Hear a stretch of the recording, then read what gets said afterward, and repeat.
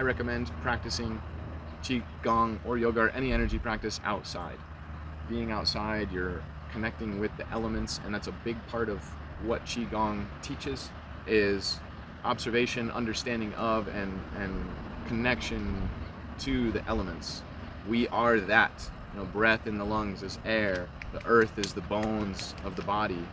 The fire is the light, the soul within, and the water is the blood that moves through our body. So in traditional Chinese medicine, they talk about 5 elements, where they delineate earth into wood and wood and metal, but very similar concept. It's just the grass connecting to the dirt, to the earth. Bare feet is a way to help increase this coherence in the physical body. It helps you to sync up your frequency with the frequency of the earth, which is known as the Schumann resonance, that 7.83 hertz frequency that I've shared in the group, and you can find in the search bar, just searching for binaural beats.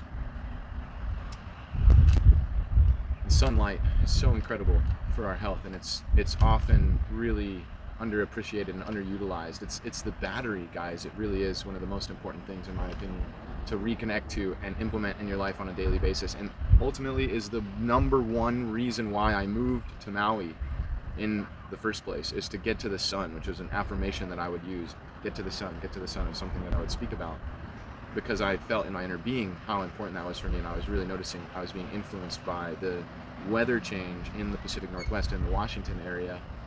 They call it the Seattle Blues. It's a very real thing, where there's not very much sunlight, and above the 35th parallel on the earth, at a certain point, when you get far enough away from the equator, north or south, you're not able to get the sunlight that would be optimal for you to thrive. You can use supplement with vitamin D and so on, yes, but if you are talking about getting yourself to 100% peak performance and optimal health and longevity, I would recommend finding access to natural sunlight as a place that you live, that you can get from where you live. It's really, really important, in my opinion, one of the most important things. And so practicing this energy practice, this mind-body practice, when you're outside in the sunlight is even better. It's, just looking at the physical perspective, getting more sunlight increases microcirculation in the body. It allows you to synthesize, absorb, create vitamin D. Vitamin D is making serotonin feel good, alert, focused, happy. Serotonin makes melatonin, the hormone that you use to sleep most optimally at night. So, in my opinion, regulating our rhythm to the rhythm of the sun, when it rises, when it's up, when it sets, when it's down, really optimizing our circadian rhythm to match that natural cycle that we evolved with over the last 500,000 years before electricity and so on, is something I think is essential to optimal human health.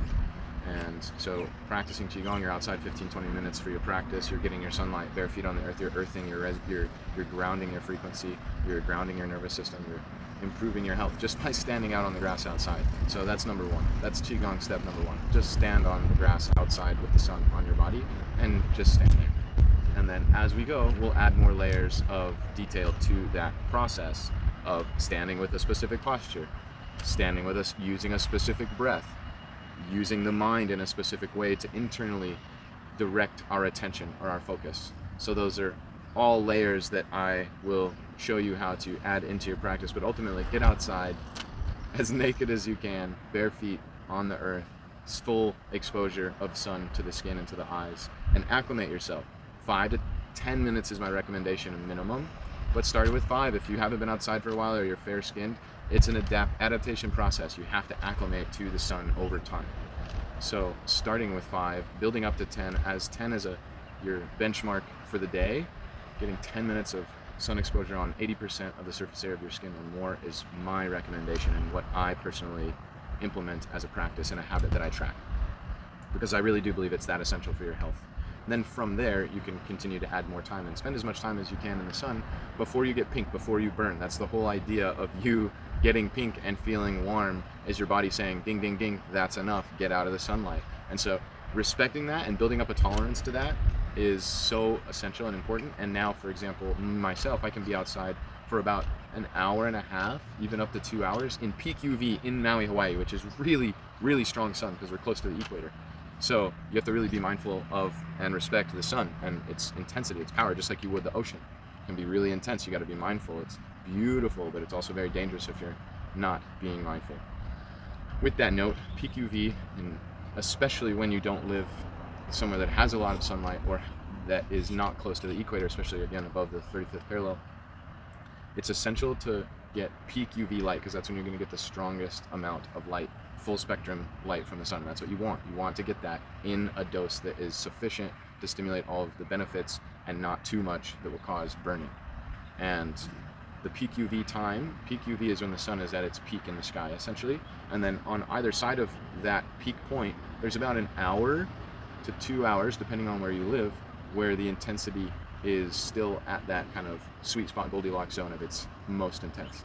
And so especially if you're trying to get the minimum effective dose and maximum result, which I recommend, efficiency is king, you know me, then peak UV is going to be your best time to get out, because you need the least amount of it because it's the most intense. So getting outside to absorb 10 minutes of light right when the sun rises or the sun sets, or in late afternoon or early morning, it's just the sun isn't up enough for the angle of light to hit you and you to get maximum benefit. The best time, that peak UV time, is 11 to 2 p.m. 11 a.m. to 2 p.m. About 12:31 is the peak point, and so about an hour and a half on either side of that. You're looking at like 11 a.m. to 2 p.m. is your ideal peak UV window to get outside and get your dose of full sun exposure on 80% surface area of your skin or more, especially for the conversation with men around rewilding yourself and optimizing your masculine expression, connecting with your masculine expression, and increasing your testosterone levels. I really highly recommend getting sunlight on your gonads. If you can even just be naked laying on your back, just getting sunlight on your dick and balls, highly recommend. Again, be mindful, be an adult.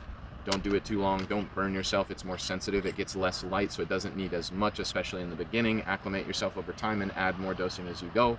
Be smart about it, but try it out. See if you, when implementing your daily 10-15 minute peak UV exposure practice, if you start doing it naked consistently for 7 to 10 days, take some notes, see how you feel. Do you have increased libido? Do you have increased recovery? Do you have increased energy? Do you have an improved mood?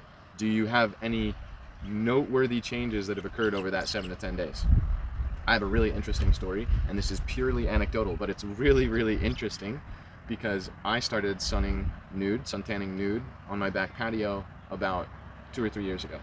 And there's also a nude beach right on the other side of those trees that is where I go usually once a week, go for a swim in the ocean there and lay down for like an hour in peak UV and get like my full weekly max dose, and then my daily micro doses of 10 to 15 minutes. And a funny anecdotal story, when I very first, okay, back up just a little. When I moved here originally, I was having this thing, it's called howley rot. And it's basically where a yeast overgrows on your skin, and it causes light skinned patches, little dots all over your body and on your back, and big spots too, that are a lighter color, a discoloration from your normal tan skin color. And it's just a yeast that everybody has. It's benign. It's called Tinea versicolor, is what I've found in the research of what they think it most likely is, and they point to. And it's really common when people first move out here, and I'm guessing it's just an adjustment of the microbiome to the new environment, to the new ecosystem, and not being acclimated and or potentially having an immunocompromised system, this yeast grows. And there's some different theories about how to get rid of it, what to try. I believe with anything, it starts internally, especially in the gut. And so I was working in that fashion to try to get rid of this Tinea versicolor by I was drinking ginger tea, a bunch of cut up ginger, a really strong ginger tonic, and then I was adding cayenne pepper and apple cider vinegar to that. It's a pretty nasty concoction. I tried a couple other things. I tried like a fungus cream, didn't work. The tea didn't work either, but it did do other things for my digestion and improve my digestion when I was drinking it. Ginger's awesome. Ginger tea is really good. But I couldn't get rid of this howley rot, this Tinea versicolor, and I had patches on my skin.